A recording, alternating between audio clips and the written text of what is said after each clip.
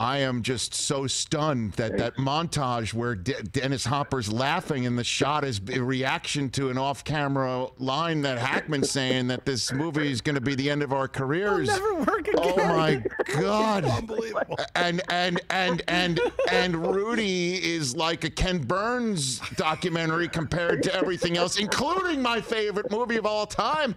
I mean, I feel like I'm on a 10-game losing streak right now, but. Better for it. Kyle Rudolph the other day, it was funny because you thought, oh, man, I'm going to get him now. But he didn't. You know, he said that, you know, every team, he said, like, we had Rudy's on our team, other guys, and most every team does, a lot of them. But what he described, and this is where the air went out of your balloon, was that he said, well, these guys ended up getting scholarships or contributed to the team, you know, were real players, you know, and they kind of got overlooked or they didn't have enough scholarships. And these guys were genuine athletes. But Rudy was just like Charles Dutton said, he was 5 foot nothing, 100 nothing. He hung in with the best team for 2 years and he got a degree from Notre Dame. That's what made it so special, you know.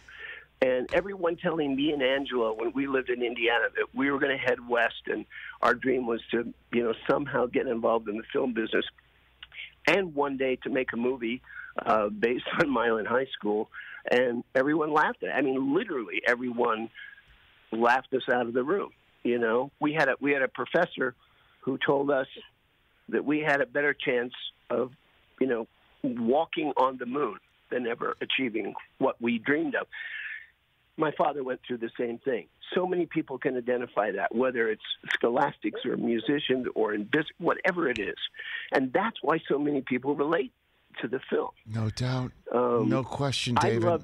I love the Colts since December 28, 1956, when they beat the Giants. And I went out in the yard and started throwing the football. I wore number 19. And recently, in the past few years, Joey Unitas, his son, asked me to direct a movie about his dad. And it was one of the great honors of my life, but I had to explain to him that I can't do it. There's not a movie there. Because his dad was so talented and so good, he kind of got overlooked, and they finally discovered him.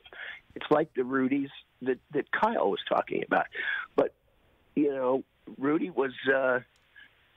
he achieved what he set out to do. He said, one day I'm going to walk out on this field. I'm going to Notre Dame, and everybody laughed at him, and he did it.